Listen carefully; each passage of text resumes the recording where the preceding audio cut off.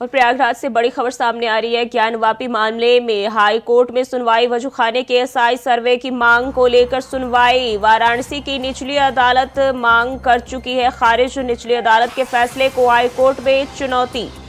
राखी सिंह और अन्य की तरफ से दाखिल की गई याचिका जस्टिस रोहित रंजन अग्रवाल की सिंगल बेंच करेगी मामले की सुनवाई। तो वाराणसी की निचली अदालत मांग खारिज कर चुके हैं। जस्टिस रोहित रंजन अग्रवाल की सिंगल बेंच मामले की सुनवाई करेगी। तो राखी सिंह और अन्य की तरफ से याचिका जो है दाखिल की गई है और अदालत वाराणसी की निचली अदालत मांग को पहले खारिज कर चुकी है। वजूखाने के एसआई सर्वे की मांग को लेकर आज फिर से सुनवाई होगी। तो प्रयागराज से खबर साझा करें। ज्ञानवापी मामले में हाई कोर्ट में सुनवाई होगी।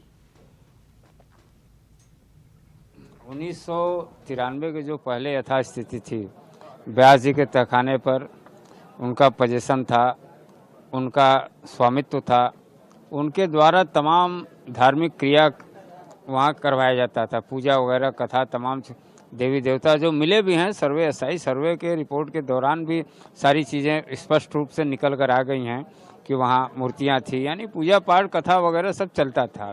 सामने नंदी जी के सामने से रास्ता था।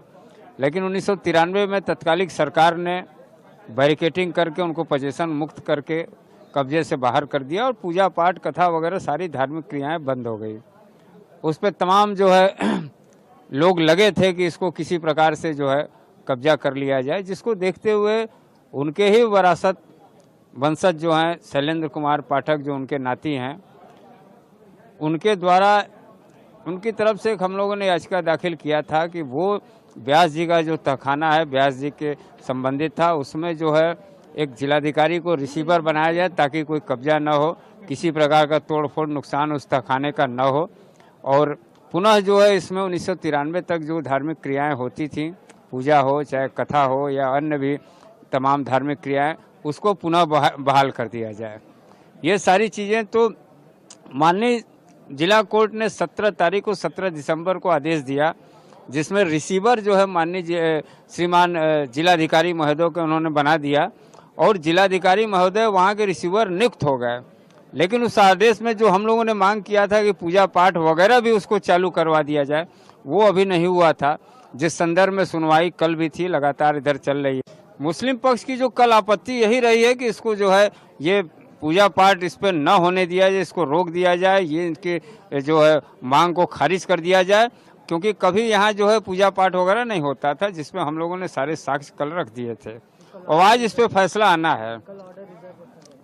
बिल्कुल आज के लिए रिजर्व कर लिया है ऑर्डर, तो आज जो है रिजर्व और जो ऑर्डर हुआ इस पर फैसला आएगा कि वहाँ पुनः जो है धार्मिक क्रियाकलाप पूजा पाठ कथा वगैरह पुनः चालू करवाया जाए न करवाया जाए। 1993 तक चलता था, तो ये फैसला आज, अब देखिए कोर्ट है, टाइम लाइन तो बताना बड़ा मुश्किल है, लेकिन संभवतः लंच के बाद वो ऑर्डर देंगे और इस पर फैसला आ जाएगा कि इसको पुनः जो है इसमें पूजा पाठ वगैरह शुरू हो या ना हो, इस पर आज फैसला है। आज के लिए रिजर्व उन्होंने कर लिया है फैसला।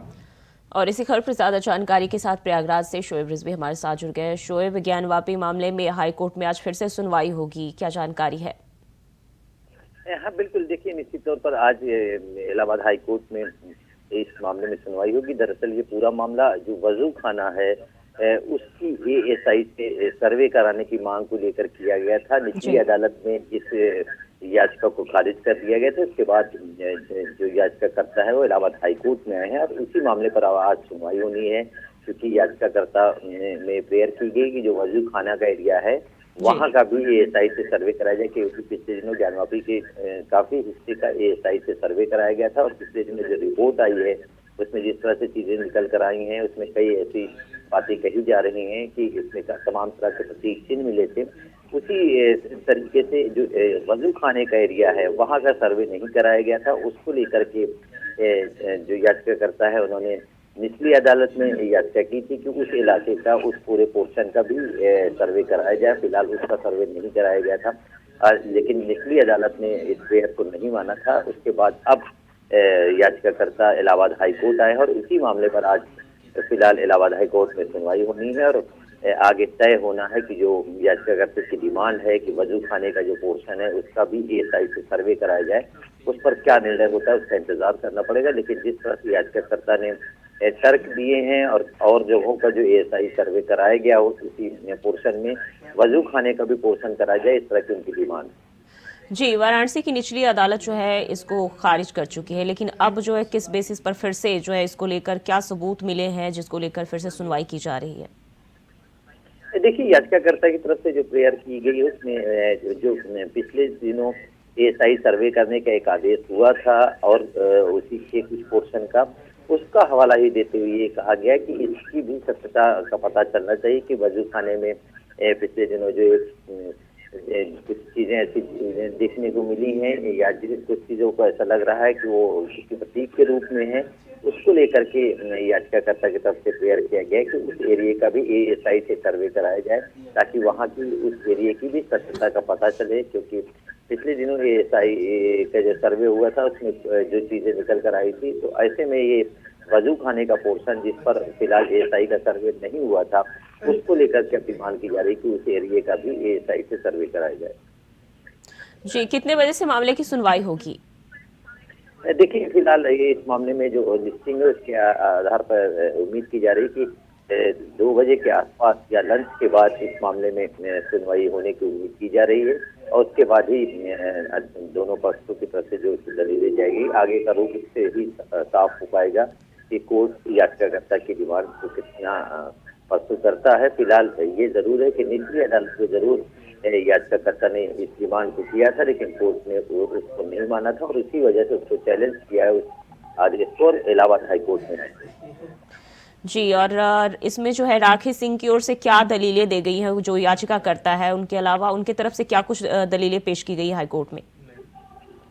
देखिए, अब फिलहाल आज जब इस पर सुनवाई होगी तो वो अपना पक्ष रखेंगे, लेकिन फिलहाल जो बातचीत में चीजें निकल कर आई हैं वो यही उनकी तरफ से कहा जा रहा है कि चूंकि एएसआई ने और हिस्सों का जो सर्वे किया था उसके जो रिपोर्ट दी है, जो पिछले दिनों रिपोर्ट सार्वजनिक भी हुई है, दोनों याचिकाकर्ता यानी हिंदू और मुस्लिम पक्ष के याचिकाकर्ता को वो रिपोर्ट दी भी गई है, उसमें जो चीजें बताई गई हैं, जिस तरह से उसमें तथ्य रखे गए हैं, जिस तरह से जो वहाँ पे निशानियां या ऐसे चिन्ह मिले हैं उसकी दलील दी गई, उसी आधार पर राखी सिंह की तरफ से कहा जा रहा है कि इस पोर्शन में भी एएसआई का सर्वे होगा तो यहाँ भी ऐसी बहुत सी चीजें हैं जो कहीं ना कहीं हिंदू पक्षों की दलील को मजबूत करेगा। अब अगर हम बात करें निचली अदालत के फैसले को हाईकोर्ट में जब चुनौती दी गई है तो हाईकोर्ट का रुख अब आगे क्या हो सकता है?